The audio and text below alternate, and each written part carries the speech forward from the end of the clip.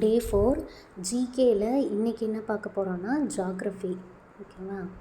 ஜாக்ரஃபியில் lesson number 6 வந்து நம்ம பார்க்கலாம். லெசன் நம்பர் 6 வந்து ஜாக்ரஃபிலையும் கவர் ஆகுது, யூனிட் 9லையும் கவர் ஆகுது. இது ரொம்ப இம்பார்ட்டண்ட்டான லெசன். அதனால் இப்போ ஜாக்ரஃபியில் இருக்க யூனிட் 6 பார்க்கலாம். அது பார்க்குறதுக்கு முன்னாடி நம்ம இதுக்கு முன்னாடி வந்து பாலிட்டியும் பார்த்துருக்கோம் அண்ட் ஐஎன்எம்மும் பார்த்துருக்கோம். இது ரெண்டு லெசன்லேருந்து ஒரு ரெண்டு பாயிண்ட் மட்டும் இம்பார்ட்டன்ட் பாயிண்ட்டை ரிவைஸ் பண்ணிட்டு வந்துடலாம். ரிவிஷன் இல்லாமல் நம்ம போனோம்னா கண்டிப்பாக மறந்துடும் எல்லாமே. அதுக்காக தான் சின்ன ரிவிஷன் தான். காந்தியடிகள் வந்து 1869 அக்டோபர் 2 வந்து பிறந்திருக்காரு. 1893 தான் தென்னாப்பிரிக்காவுக்கு போகிறாரு. அடுத்து அங்கே வந்து 3 புக்குனால் அவர் இம்ப்ரெஸ் ஆகிறாரு. ஒன்று வந்து kingdom of God is within you, டால்ஸ்டாயோடைய புத்தகம். அண்ட் டு த லாஸ்ட்டுங்கிற ஜான் ரஸ்கினுடைய புத்தகம். சட்டம் மறுப்பு அப்படிங்கிற சிவில் டிசோபீடியன்ஸ் அப்படிங்கிற புத்தகம் யாருடையதுன்னா தாரோ. இவங்க 3 பேர்த்தோட புக்கு அவருக்கு ரொம்ப பெருசும் ஈர்ப்பை ஏற்படுத்துச்சு. அதுக்கப்புறம் ஃபீனிக்ஸ் குடியிருப்பு 1905லையும் டால்ஸ்டாய் பண்ணையை ஏற்படுத்தி அங்கே சத்தியாகிரகிகளை ட்ரெயின் பண்ணுறாங்க. ஓகேங்களா? இவ்வளோ தான் நம்ம பார்த்தோம். இதுக்கு மேலே நம்ம நெக்ஸ்ட் டைம் பார்த்துக்கலாம். அடுத்தது 10th இந்த ஃபஸ்ட் லெசன் ஃபுல்லாக முடிச்சிட்டோம். ஆனால் இதில் இருக்க இம்பார்ட்டண்ட்டான பாயிண்ட்டை மட்டும் பார்க்கலாம். ஓகேவா? இந்த அமைச்சரவை தூதுக்குழு மூலியமாக அரசியல் நிர்ணய சபை வந்து நமக்கு அமைக்கப்பட்டுச்சு. யார் அந்த அமைச்சரவை தூதுக்குழுவில் இருந்தாங்க அப்படின்னா லாரன்ஸு, கிரிப்ஸு, அலெக்சாண்டர் 3 பேரும் தான் அரசியல் நிர்ணய சபையை நமக்கு பரிந்துரை பண்ணுறாங்க. 292 மாகாண பிரதிநிதிகள், 93 சுதேச அரசுகள், 1 பலுச்சிஸ்தான், 3 மாகாண முதன்மை ஆணையர்கள். இவங்களோட சார்பில் இவங்களுடைய மொத்தமாக 389 உறுப்பினர்கள் அதில் இருந்தாங்க. ஆனால் இதில் ஒரே ஒரு எக்ஸ்ட்ரா இன்ஃபர்மேஷன், 211 பேர் தான் இதில் கலந்துக்கிட்டாங்க, அந்த சபையில் கலந்துக்கிட்டாங்க. இத்தனை பேர் 389 பேர் வந்து செலக்ட் ஆகியிருக்காங்க. அதில் 211 பேர் தான் கலந்துக்கிட்டாங்க. அதுக்கப்புறம் இதெல்லாம் முடிவு பண்ணி கடைசியாக சைன் பண்ணவங்க எத்தனை பேர்னா 804 பேர். மறுபடியும் சொல்கிறேன், 389 பேர் நிர்ணய சபைக்கு தேர்ந்தெடுக்கப்பட்டாங்கப்பா. அதில் 211 பேர் தான் கலந்துக்கிட்டாங்க. ஃபைனலாக எல்லாம் நிறையா செஷன்ஸ்லாம் நடந்துச்சு இல்லையா, அதெல்லாம் முடிஞ்சு ஒவ்வொரு செஷனுக்கும் மாறி ஆப்சண்ட் ஆகி ப்ரெசென்ட் ஆகி வந்துட்டு இருந்தவங்கள கடைசியாக சைன் பண்ணவங்க 284 பேர் சைன் பண்ணியிருக்காங்க. அவ்வளோதான். ஓகேவா? அதுக்கப்புறம் இன்னும் ஒன்று பார்த்துட்டு போயிடலாம். நம்ம இந்த இதெல்லாம் பார்க்கல இல்லையா, இதில் ஒரு இது மட்டும் பார்த்துட்டு போயிடலாம். ஆர்டிக்கிள் 14 வந்து சட்டத்தின் முன் அனைவரும் சமன். ஆர்டிக்கிள் 15 வந்து மனம், இதம், ஜாதி, பாலினம் மற்றும் பிறப்பிடம் இவற்றின் அடிப்படையில் பாகுபடுத்துவதை தடை செய்தல். இது 2 மட்டும் பார்த்துக்கலாம். ஓகேவா? அவ்வளோதான். இப்போ நம்ம லெசனுக்கு போயிடலாம். 3 minutes ஆயிடுச்சு. I'm so sorry. ரிவைஸ் பண்ணாமல் போகிறது நல்லது இல்லை.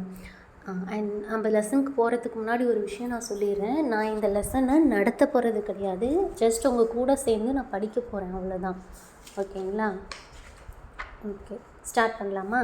தமிழ்நாடு இயற்கை பிரிவு. அறிமுகம்.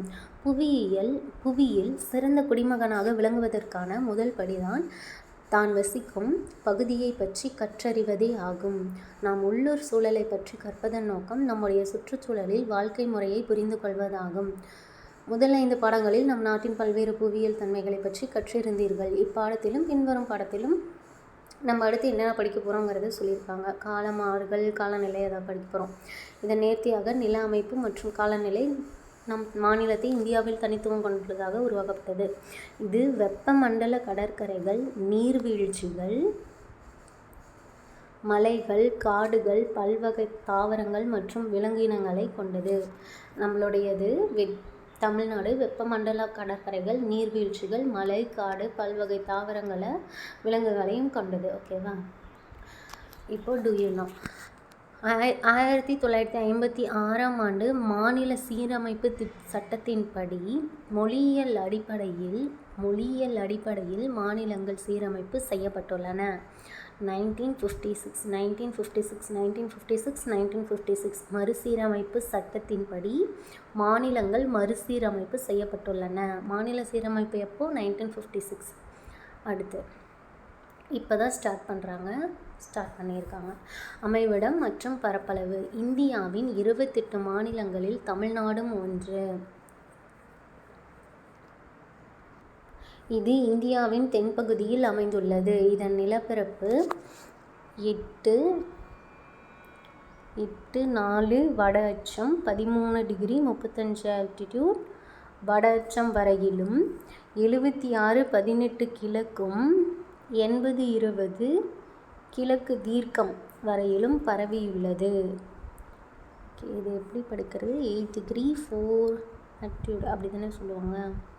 ஓகே, 8-4-13-35 வட அச்சம், 76-18-80-20 கிழக்கு தீர்க்கம். இது எப்படி படிக்கிறது? இப்போ மருந்து கூட பெருச்சு. தயவு செஞ்சு கீழே யாராவது கமெண்ட் பண்ணுங்கள், திட்டாதீங்க, இதை கூட தெரியலன்னு. ஓகே, அடுத்தது பார்க்கலாம். தமிழ்நாட்டின் கடைக்கோடி பகுதிகளாக கிழக்கில் கோடியக்கரையும், மேற்கில் ஆனைமலையும், வடக்கில் பழவேற்காடு ஏரியும், தெற்கில் குமரிமலையும் அமைந்துள்ளன. ஓகே, நம்மளதில் இங்கே நம்மளோட மேப் எடுத்துக்கலாம்.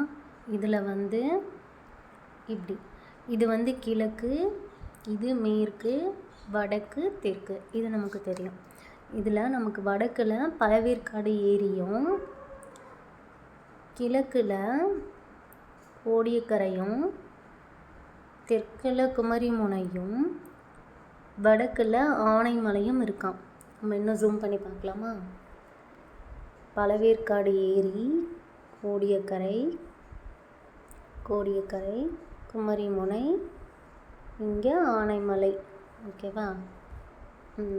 அடுத்து தமிழகத்தின் பரப்பளவு 1,30,058. 1,30,058. 1,30,058. 1,30,058 சதுர கிலோமீட்டர்களாகும். இது இந்தியாவின் 11வது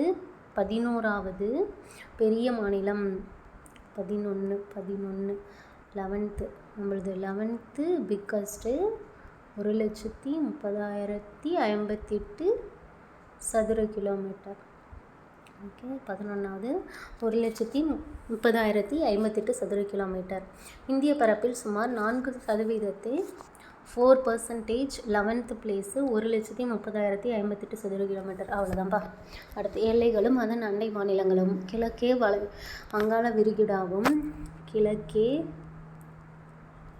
வங்காள விரிகுடாவும், வடக்கே ஆந்திர பிரதேசமும், வடமேற்கே கர்நாடகாவும், தெற்கே இந்திய பெருங்கடலும் எல்லைகளாக அமைந்துள்ளன. மன்னார் வளைகுடா மற்றும் பாக் நீர்சந்தி தமிழ்நாட்டையும் இந்தியாவின் தென்கிழக்கில் உள்ள இலங்கையையும் பிரிக்கின்றன. குஜராத்திற்கு அடுத்தபடியாக தமிழ்நாடு 940 கிலோமீட்டர் நீளமுடன் இந்தியாவின் 3வது நீளமான கடற்கரையை கொண்டுள்ளது. கொஞ்சம் டிஃபிகல்ட்டாக தான் இருக்கும் போல, இருங்க பார்க்கலாம். இதில் என்னது இன்னொரு டைம் படிச்சுக்கலாம். என்னது? மன்னார் வளைகுடா அண்டு பார்க் நீர்சந்து இங்கே இருக்கும் போல், இந்த இடத்துல.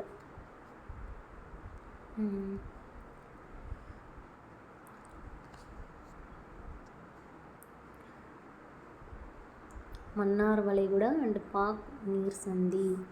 குஜராத்தின் குஜராத்துக்கு அடுத்தபடியாக நம்ம தான் 3வது. 940 கிலோமீட்டர். 940 கிலோமீட்டர். 1,30,058 சதுர கிலோமீட்டர். 11th place. 4% நம்மளுக்கு தான் இருக்குது. 940. 3வது நீளமான கடற்கரை. அரசியல் பிரிவு.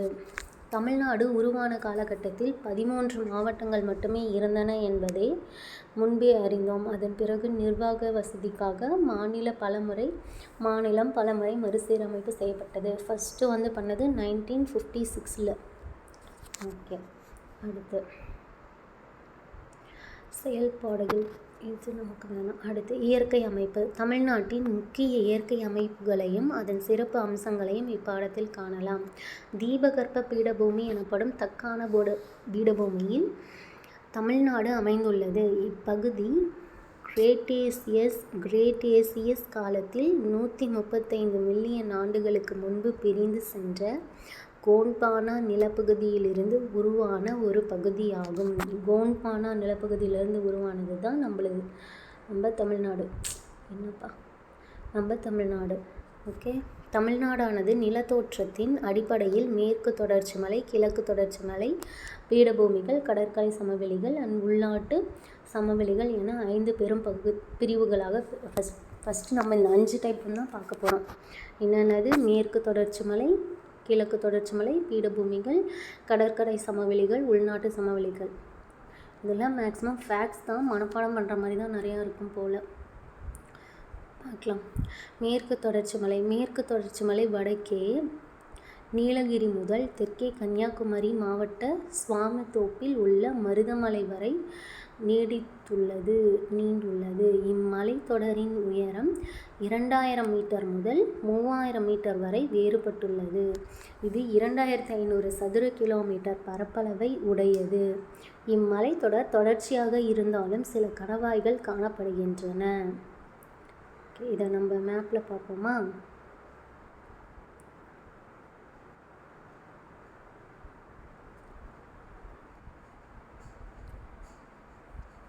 நீலகிரியிலேருந்து கீழே குமரிமுனை வரைக்கும் வந்திருக்கு.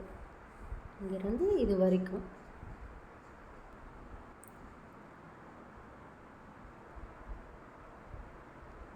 ஓகே. நான் சொன்ன மாதிரி தான் இதிலிருந்து இது வரைக்கும் 2500 கிலோமீட்டர் சதுர கிலோமீட்டர்.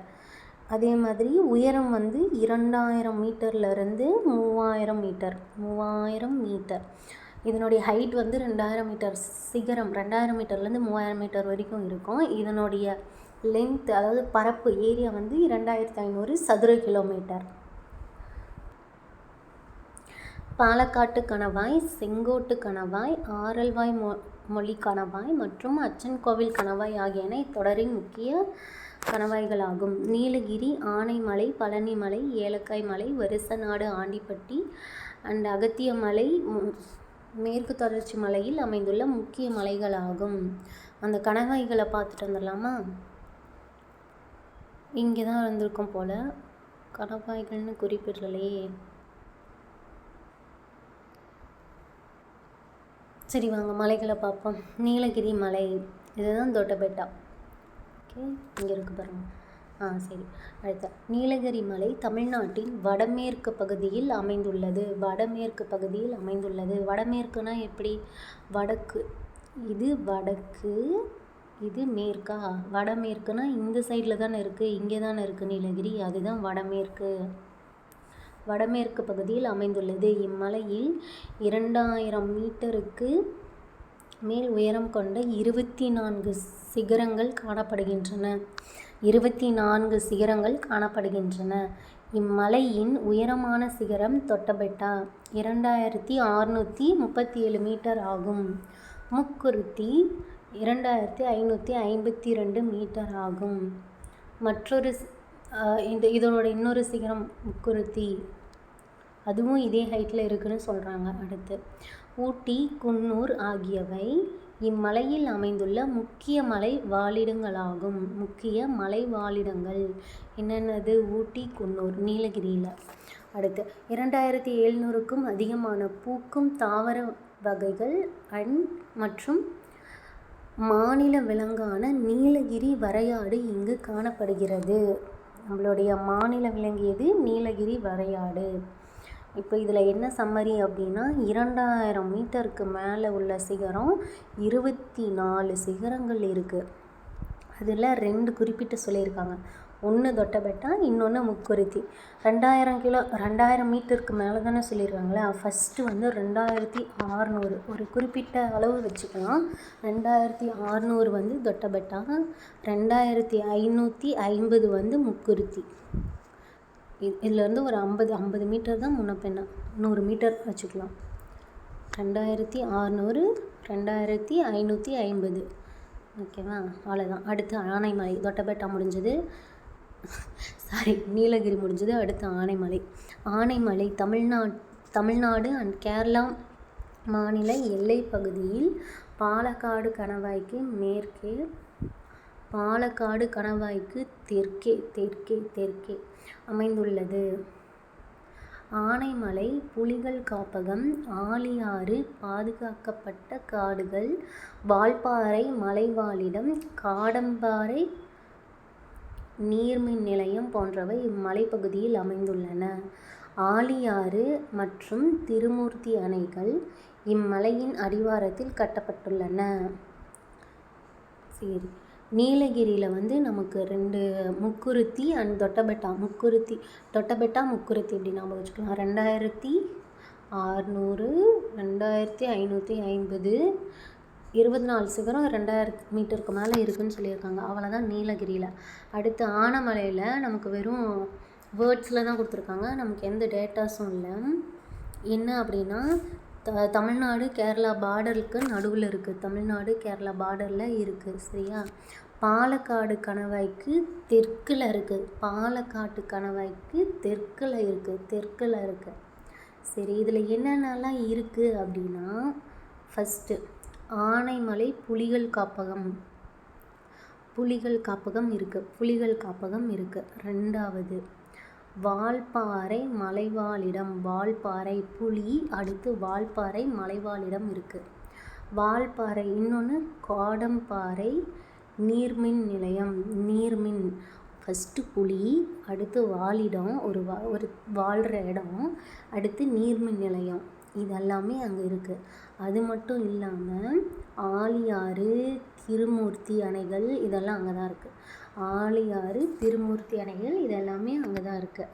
ஃபஸ்ட்டில் வந்து சொல்லாமா, ஆனைமலை புலிகள் காப்பகம், ஆழியாறு காடுகள், வால்பாறை மலைவாழிடம், காடம்பரை நீர்மின் நிலையம், ஆழியாறு திருமூர்த்தி அணைகள் இதெல்லாம் அங்கே தான் இருக்குது. எத்தனை இருக்குது மொத்தம்? புலி, ஆழியாறு, வால்பாறை, காடம்பாறை, அவ்வளோதான். ஆழியாறு திருமூர்த்தி. ஓகேவா, முடிஞ்சது. இப்போ 2 முடிச்சிட்டோம். அடுத்து பழனிமலை. பழனிமலை மேற்கு தொடர்ச்சி மலையின் கிழக்கு பகுதி. மேற்கு தொடர்ச்சி மலையின் கிழக்கு பகுதி இப்படி வருதுன்னா அதோட கிழக்கு பகுதியில் இருக்குது. மற்றவை திண்டுக்கல் மாவட்டத்தில் அமைந்துள்ளன. பழனிமலையின் மிக உயரமான சிகரம் வந்தராவ் ஆகும். வேம்படி சோலை இதன் 2வது உயர்ந்த சிகரம். மலைவாழிடமான கொடைக்கானல் பழனிமலையின் தென்மத்திய பகுதியில் அமைந்துள்ளது. ஓகே, இப்போ இது நம்ம எழுதலாம். இங்கே வந்து தொட்டபெட்டாவும் முக்குருத்தியும் கொடுத்துருந்தாங்க. இங்கே ஆழியாறு திருமூர்த்தி அணைகள் கொடுத்துருந்தாங்க. இதில் வந்து சிகரம் கொடுத்துருக்காங்க. அது எழுதலாமா? இதில் இருக்க உயர்ந்த சிகரம் என்னது? ஃபஸ்ட்டு வந்து வந்தராவ். பழனிமலை வந்தராவ். எல்லாமே 2000 மீட்டருக்கு மேலே தான் இருக்குன்னு சொல்லியிருக்காங்க. இதுலேயும் 2000 தான், 2533. அடுத்து வேம்படி சோலை வந்து 2505. சும்மா ஒரு 10-15 தான் கேப்பு. ஓகே, ஃபஸ்ட்டு வந்து வந்தராவ், அடுத்து வேம்படி. ரெண்டுமே 2500. அதுக்கு முன்னாடி பார்த்தது என்ன பார்த்தோம்? ஃபஸ்ட்டு வந்து தொட்டபெட்டா பார்த்தோம், 2637. அதுக்கடுத்து கீழே ஒன்று பார்த்தோமே, முக்குருத்தி. அது வந்து 2554. 2600, 2500, இதுவும் எல்லாமே 2500. அது கீழே வருது. மலைவாழிடமான கொடைக்கானல் வந்து 2150. 150. 2600, 2550. கீழே வந்து 2533, 2550. கொடைக்கானல் வந்து 2150. சரி, அடுத்து ஏலக்காய் மலை. இது வரைக்கும் 3 பார்த்துருக்கோம். ஒன்று நீலகிரி, ஆனைமலை, பழனிமலை. அடுத்து ஏலக்காய் மலை. தமிழ்நாட்டின் தென்மேற்கு பகுதியில் அமைந்துள்ள இம்மலைகள் ஏலைமலை குன்றுகள் எனவும் அழைக்கப்படுகின்றன.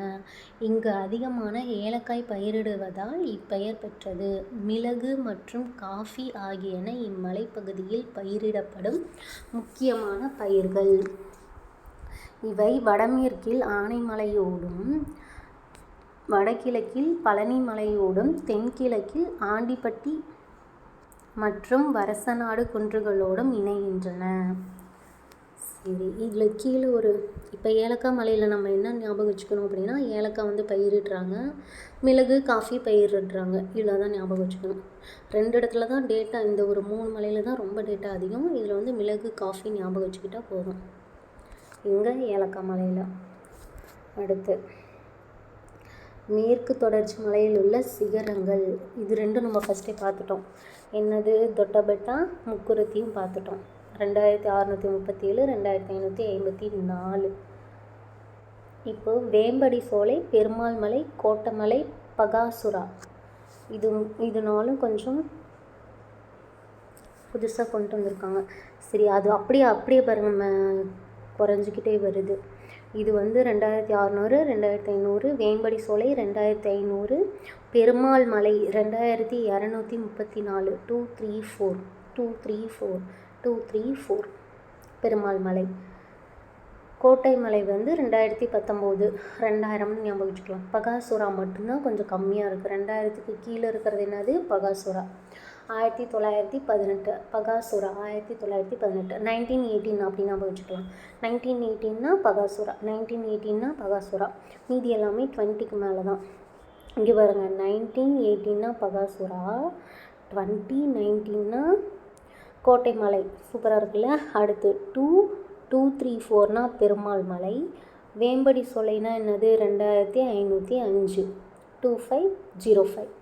சரி, சூப்பராக இருக்குது. இப்போ ஒரு டைம் சொல்லாமா? தொட்டபெட்டாங்கிறது 2637, முக்குருத்தி 2554 நினைக்கிறேன். வேம்படி சோலை 2500, பெருமாள் மலை 234 பெருமாள் மலை. கோட்டை மலை 2019, ஏன்னா 2019. இதுக்கடுத்து 1918. நல்லா இருக்குல்ல? தொட்டபெட்டா, முக்குருத்தி, வேம்படி சோலை, பெருமாள் மலை, கோட்டை மலை, பகாசுரா. அவ்வளோதான். சூப்பர், முடிச்சிட்டோம். அடுத்து வருசநாடு அண்ட் ஆண்டிப்பட்டி மலைக்குன்றுகள். மேற்கு தொடர்ச்சி மலையின் கிழக்கு நோக்கிய நீட்சி வருசநாடு மற்றும் ஆண்டிப்பட்டி குன்றுகள் ஆகும். மேகமலை, கழுகுமலை, குரங்கணி மலை, சுருளி மற்றும் கும்பக்கரை நீர்வீழ்ச்சிகள் ஆகியவை இம்மலைகளில் காணப்படுகின்றன. வருசநாடுனாவே நீர்வீழ்ச்சி. அணைகள் எங்கே இருக்குது? ஆனைமலையில் இருக்குது. அப்படி டைரெக்டாக இங்கே பாருங்கள், இங்கே இது இங்கே இருக்குது. மேகமலை, கழுகுமலை இதெல்லாம் நீர்வீழ்ச்சி. இது அணை. அணை. சரி, இன்னும் ஒரு டைம் படிக்கலாமா? மேகமலை, கழுகுமலை, குரங்கணி மலை. 3 மலைகளை ஞாபகம் வச்சுக்கணும். மேகமலை, கழுகுமலை, குரங்கணி மலை. வருசநாடு ஆண்டிப்பட்டினாவே மேகமலை, கழுகுமலை, குரங்கணி மலை. அடுத்து சுருளி அண்டு கும்பக்கரை நீர்வீழ்ச்சியும் இங்கே தான் இருக்குது. சுருளி அண்டு கும்பக்கரை நீர்வீழ்ச்சி. சரி, அடுத்து பார்க்கலாம்.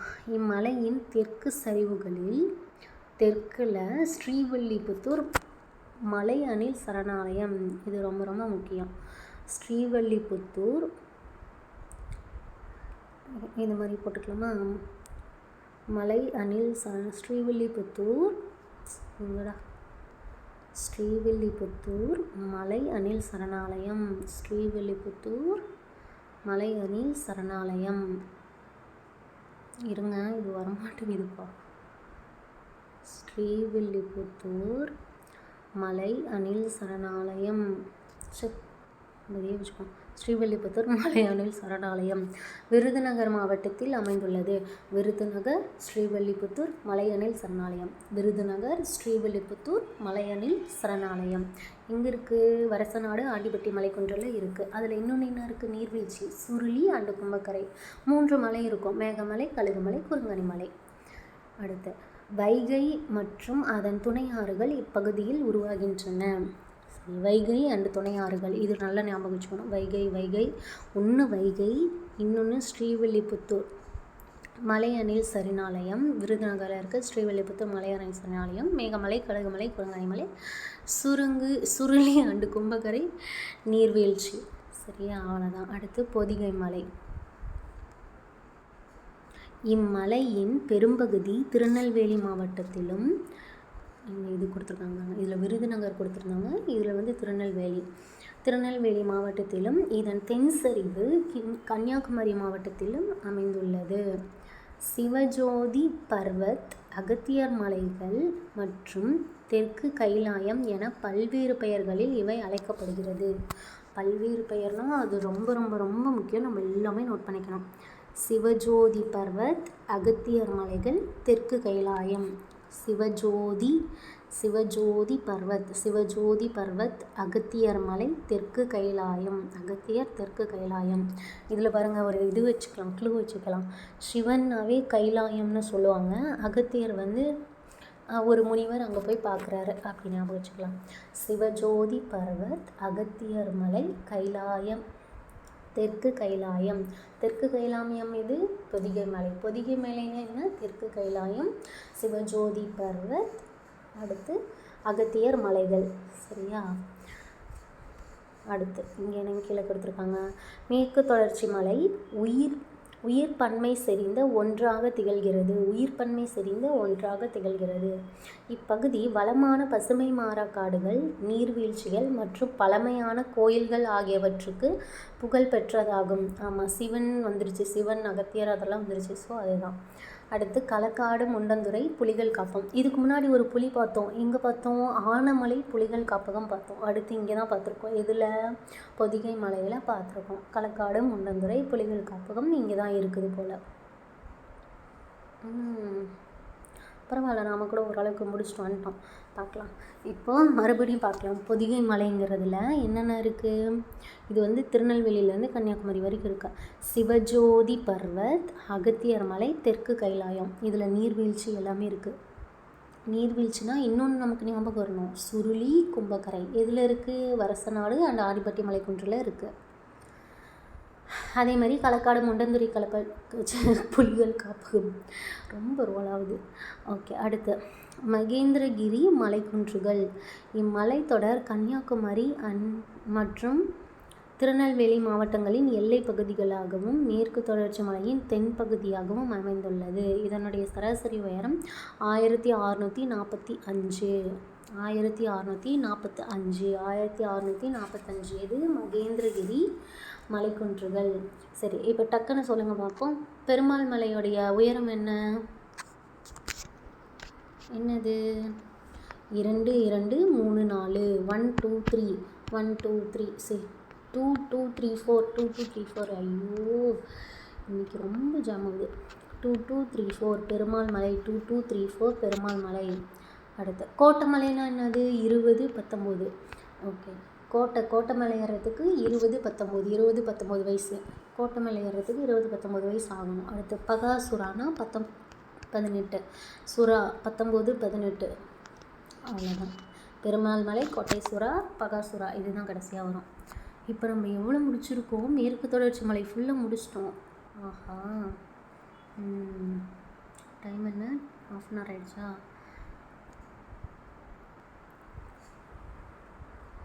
சரி, இப்போ நம்ம என்ன பார்த்துருக்கோம் அப்படின்னா, மேற்கு தொடர்ச்சி மலையை இந்த வீடியோவில் பார்த்துருக்கோம். இன்னும் நம்ம 4 பார்க்கணும்.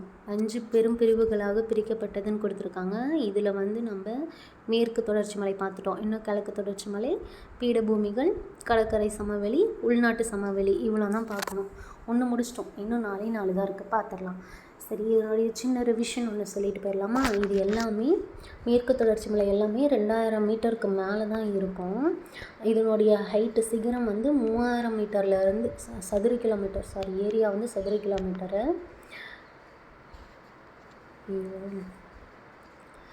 இதனுடைய உயரம் வந்து 2000 மீட்டர்லேருந்து 3000 மீட்டர் வரைக்கும் இருக்கும். 2500 சதுர கிலோமீட்டர் ஏரியா பரப்பளவு இதில் இருக்கும். அடுத்து மேற்கு தொடர்ச்சி மலையில் என்னென்ன மலைகள் இருக்குது அப்படின்னா, நீலகிரி மலை, ஆனைமலை, பழனி மலை, ஏலக்காய் மலை, வரசநாடு, ஆண்டிப்பட்டி அண்ட் பொதிகை மலையில் இருக்குது. நீலகிரி மலையில் என்னென்ன சொல்லியிருக்காங்க அப்படின்னா, எல்லாமே 2000 மீட்டருக்கு மேலே 24 சிகரம் இருக்குது. அதில் தொட்டபெட்டாவும் முக்குருத்தியும் ரொம்ப முக்கியமானது. ஏன்னா அது தொட்டபெட்டா வந்து 2637 இருக்கிறதுலே ஹைட் அதுதான். 2554 வந்து முக்குருத்தி, அதுவும் இதில் தான் இருக்குதுன்னு சொல்லியிருக்காங்க. 2700 பூ தாவர வகைகள் இருக்குதான். ஆனைமலையில் என்னென்ன இருக்குது அப்படின்னா, இதில் வந்து அந்த புலிகள் காப்பகம், ஆழியாறு, வால்பாறை மலைவாழிடம், காடம்பாறை நீர்மின் நிலையம் இதெல்லாம் இருக்குது. அது மட்டும் இல்லாமல் அணைகள் இருக்குது. ஆழியாறு, திருமூர்த்திங்கிற அணைகள் இருக்குது. அடுத்து பழனி மலையில் இதுலேயும் 2 சிகரத்தை சொல்லியிருக்காங்க.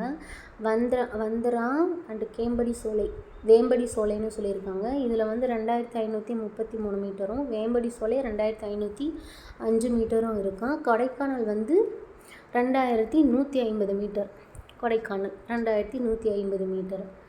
அடுத்து ஏலக்காய் மலையில் இது ஈஸி தான், வெறும் ஏலக்காய் பயிரிடுதல் பண்ணுறாங்க.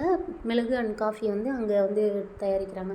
வரசநாடு, ஆண்டிப்பட்டி மலைக்குன்றுகளில் மேகமலை, கழுக்குமலை, குரங்கணை மலை இருக்குது. சுருளி அண்டு கும்பகோரை நீர்வீழ்ச்சி இருக்குது. அது மட்டும் இல்லாமல் விருதுநகருடைய ஸ்ரீவில்லிபுத்தூர் மலை அணில் சரணாலயம் இங்கே தான் இருக்குது. எங்கே இருக்குது? வரசநாடு, ஆண்டிப்பட்டியில். அடுத்து பொதிகை மலையை 3 பேரில் சொல்கிறாங்க. சிவஜோதி பர்வத், அகத்தியர் மலைகள் அண்டு தெற்கு கைலாயம்னு சொல்கிறாங்க. அடுத்து அங்கே வந்து இன்னொன்று இருக்குது, முண்டந்துறை புலிகள் காப்பகமும் இருக்குது. அடுத்து மகேந்திரகிரி மலைக்குன்று வந்து இதனுடைய உயரம் 1645 மட்டும் சொல்லியிருக்காங்க. இப்போது இதில் தொட்டபெட்டா வந்து 2637, முக்குருத்தி 2554, வேம்படி சோலை வந்து 2550, 2505, பெருமாள் மலை வந்து 2234, கோட்டை மலை 2019, பகாசுரா 1918, இனிமேல் இப்படி தான் சொல்லணும். பெருமாள் மலை 2234, கோட்டை மலை 2019, பகாசுரா 1819.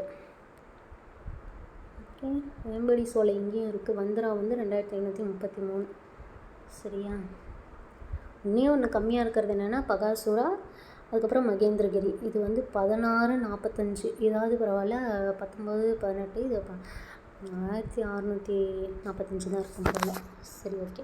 அடுத்த வீடியோவிலேருந்து கிழக்கு தொடர்ச்சி மலை பார்க்கலாம். கிழக்கு தொடர்ச்சி மலை இவ்வளோ தான் இருக்குது, குட்டியாக தான் இருக்குது, அதையும் பார்த்துடலாம். சரியா? இந்த வீடியோ யூஸ்ஃபுல்லாக தான் இருக்கும்னு நினைக்கிறேன்.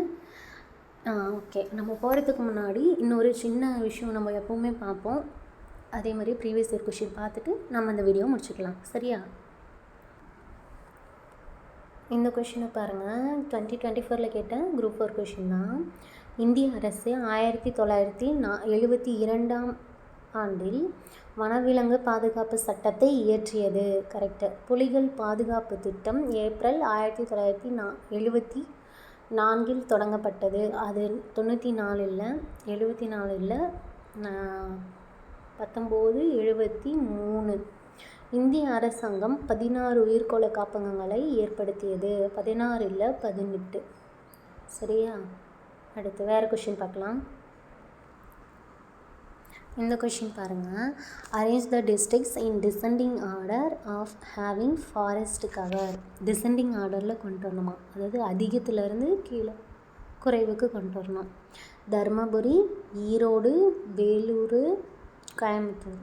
ஃபஸ்ட்டு வந்து தர்மபுரி இருக்கும், அடுத்து கோயம்புத்தூரில் அதிக காடுகள், அடுத்து ஈரோட்டில், அடுத்து வேலூரில். 1423. ஃபஸ்ட்டு தர்மபுரி, அடுத்து கோயம்புத்தூர், அடுத்து ஈரோடு, நெக்ஸ்ட்டு தான் வேலூர். தர்மபுரி, கோவை, ஈரோடு வேலூர், தருமபுரி கோவை, ஈரோடு வேலூர், தருமபுரி கோவை, ஈரோடு வேலூர். ஓகேவா? ஓகே, சரி, ஓகே. டைம் அதிகமாகிடுச்சு. இந்த வீடியோவை இதோட முடிச்சுக்கலாம். நெக்ஸ்ட்டு வீடியோவில் பார்க்கலாம். தேங்க்யூ.